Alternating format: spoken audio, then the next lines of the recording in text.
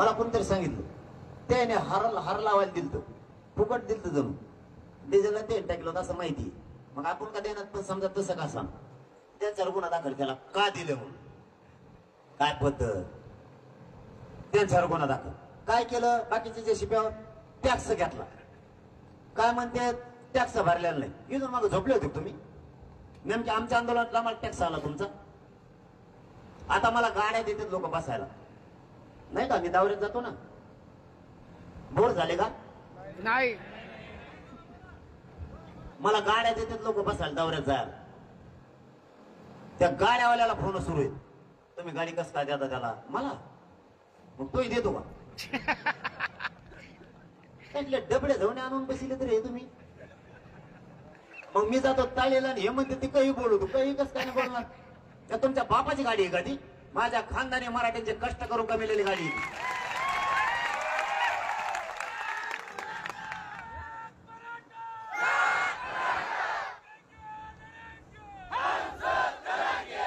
ते म्हणते ते गाडी का दिली डिझेल कडून टाकतो.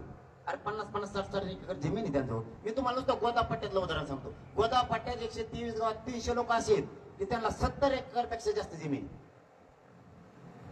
त्यातले 150 लोक असे की 200 एकर पेक्षा जास्त आहे. त्यांना 1600 टन नुसती सोयाबीन होती क्विंटल. 1200 ते 1300 टन नुसता ऊस जातो त्यांचा. ते 3000चं एक दिवस डिझेल टाकू शकत नाही. एका महिन्यात दिवस 30 गाड्या 300. देवेंद्र फडणवीस साहेब घ्या लिहून.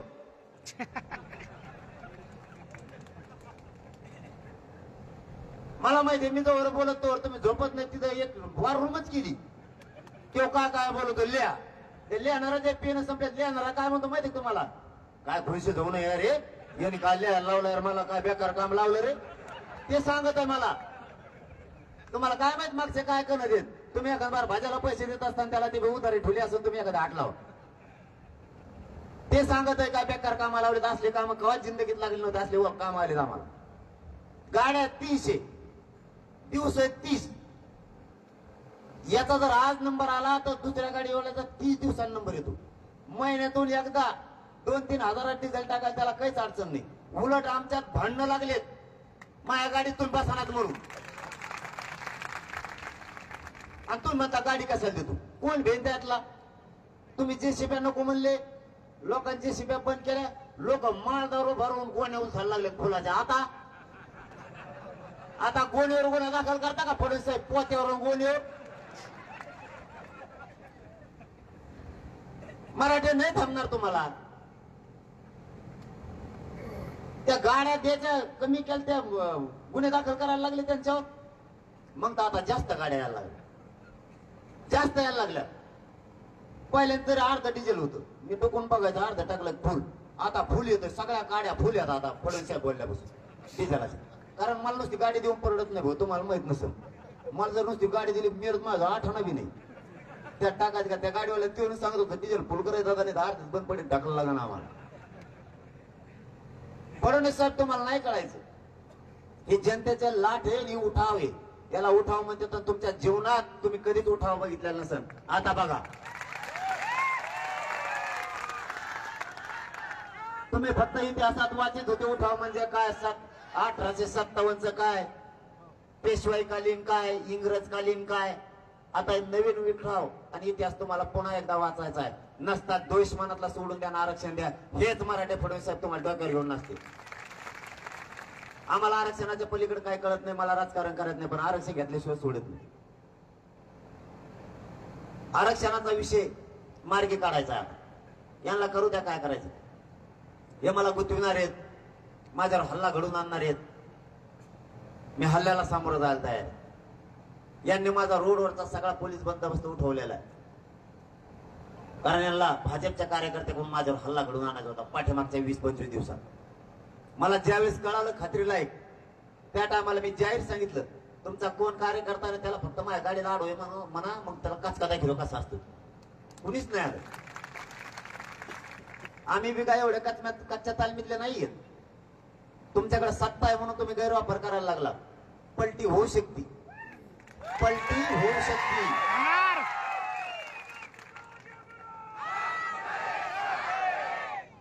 तुम्ही ईडी फिडी SIT शिकेली लोकाला, जर आमचे हे पोट्टे त्याच्यात गेले तर त्यांच्या टायमाला ईडी राहणार आहे, तुमच्या मागे सुद्धा लागू शकते. हा, त्याच्याकडे सत्ता असेल त्याच्या मागे चलत तिथं म्हणते असं म्हणतात लोक. मग आपले पोरायचे आल्यावर ते बी कोणाच्या मागे पळू शकते, आम्ही तर चाक बसू तिला. हा, पण कोणाच्या मागे पळालो मग आम्ही बी. कशाला ना दिला का जनतेच्या, जनता मायबाप समजा मस्ती येऊन देऊ नका सत्तेची. जनता काही करू शकते, आम्ही दुसरी सापडून आणून की तिला एखादी भारी असली तर, पण ढिले नाही पडणार. मराठा संघ डोकं लावू नका. तुम्ही जेवढे डाव टाकलेत तेवढे तुमच्यावरती प्रति डाव टाकून तुम्हाला मी मागे सर केलेला आहे. आणखी नाही पुढचे तुमचे यशस्वी होऊ देणार नाही. आता शेवटचा डाव आणला त्यांनी पैशाचा, तो बी काल उघडा पाडल्यामुळे ते बंद झालं. ते माघारी गेलं तर आलत नाही. त्याला फोन लावतो तो, आम्ही ते फोनच उचलेन. ते म्हणतात लय घाणशाती ते लोक, कशाला आलतार घेऊन घाण नाही त्याच्यात काय करते. आता नवीन डाव आणायची सावधी चालू देते. आंतरराष्ट्रीय दर्जाचं त्यांनी संगणक आणलं असं मला कळालं, पण 8 दिवस झाले कळालं. हुबेहूब जशाला तसंच व्हिडिओ बनवते जणू ते. आता मला बदनाम करायचं त्या कसला तरी व्हिडिओ दाखवायचा, याचं टकोर त्याला बसायचं, त्याचं टकोर याला बसायचं, त्याचे केस त्याला बसायचे आणि ते दाखवायचं. ते तसं नाही. हा, ते नवीन व्हिडिओ नाही काढता येत. हा बघा, मग इमानदारीचं फळ आहे, इमानदारीचं फळ आहे. ते नवीन एक आता व्हिडिओ येणे बॉल हल्ला त्याचा टकोऱ्याला लागू दिलं, त्याच्या इकडं लागू दे एकाचे, पण मुंडकं फिरताना दिसतं ते दुसराचे. असं नाही त्या उभे खूप दिसतंय. दरवाजापर्यंत आलेला अमुक आत नाही गेला तरी आत सुद्धा गेलेला दिसतो. इतकं राईट जशाल तसं. आणि मग मला बदनाम करायचं. काय नीच विचार आहे त्यार तुमचे. एवढं मोठं सत्ता चालवता, माझे घाण घाण व्हिडिओ बनवायचे, ते व्हायरल करून तुम्हाला मला बदनाम करायचं. मी काय चूक केली हो माय बापा? मी इमानदारीनं समाजाचं काम करतो, ही चूक आहे का? मी समाजाशी प्रामाणिक आहे, तुम्हाला फुटत नाही, मॅनेज होत नाही, ही चूक आहे का माझी? काय वागता तुम्ही माझ्याशी? असले व्हिडिओ कुठं रेकॉर्डिंग व्हायरल करणार? तुम्ही समोरासमोर खेटा ना, समोरासमोर खेटा. तुम्हाला लोकशाहीने खेटायचं तर त्यांनी खेटा, घटनेने कायद्याने खेटा. माझ्या विरुद्ध राज्यात एकही तक्रार नाही, एकही. त्याच दिवशी मी गोदावरीत उडी टाकेन तर एक तक्रार असली, एक बी नाही. मला एकही माता माऊली म्हणू शकत नाही वाकड्या नजरेने बघितलं, एक बी. मी भांबेरीत 3.5 महिने राहिलो, 6 महिने साष्ट पिंपळगावात राहिलो, आता 9 महिने झाले मी अंतरवालीत. वडी काळ्यात 2 महिने राहिलो. एकही आई माऊली म्हणू शकत नाही येणे आमच्याकडे वाकड्या नजर. काय नियत आहे, काय सरकार चालवायला लागलेत भंगार सारखे. तुम्ही व्हिडिओ तयार करणार, त्या कशाच्या माध्यमातून ते व्हायरल करणार. फडणवीस साहेब तुम्ही ते बी केले तरी मी मराठ्यापासून तुटू शकत नाही, मी लांब जाणार बी. तुम्ही काहीही करा, वेळ आली ना तुमच्या मुंडकावर पाय देऊन आरक्षण घेऊन पण सोडत नाही मी. आता तुम्हाला काय बदनामी करायची, काय व्हिडिओ आणायची दाना, मी नाही हटत. मी तुम्हाला कशालाच हटत नाही. यांना अंगावर घ्यायची गरजच नव्हती. सगळ्यात महत्वाचं ते शेप होते. आमचं लागलं होतं त्याच. मग ते कुठे गेला का खरं सध्या जेवल्यावाला 15 दिवस झाले दिसणार काय पार जाऊन पाडा का काय तिकडे हिमालय झोपलाय का बोला ना काही व्हाय ना कुठे का. त्याला वाटलं असं बरं झालं जा तिकडे गेला हे आपल्याकडे होता. मी बळच नाही बोलत माय बाप होतो, मला शपथ घेऊन सांगतो, मी शपथ घेऊ शकतो कधीच वापरेल मी, कधीच बोलत. त्याला अंगावर घ्यायची काहीच गरज नव्हती. ते एक डबड ते तिकड ते याच द्या ते जामनेरच ते म्हणतंय याचा लय लाड केलाय. मा काय लाड केला तो मा? तो काय चहा पाहिजे मला एखादी बार? तो काय मला कपडे घेतले एखादी बार? का पाळणा दिला झोका देतो का तुम्हाला? तो काय लाड केला मा? तूच आमच्या अंतर झाला फुकाट चहा पिऊन गेला आमचा. पोहे त्याच्या दातातले निघाले नसते ना आणखी. 20 रुपयाच्या आमच्याच पाण्याची बाटली पिऊन गेलं. अरे राग कशाला म्हणते हे सुद्धा तुला कळत नाही.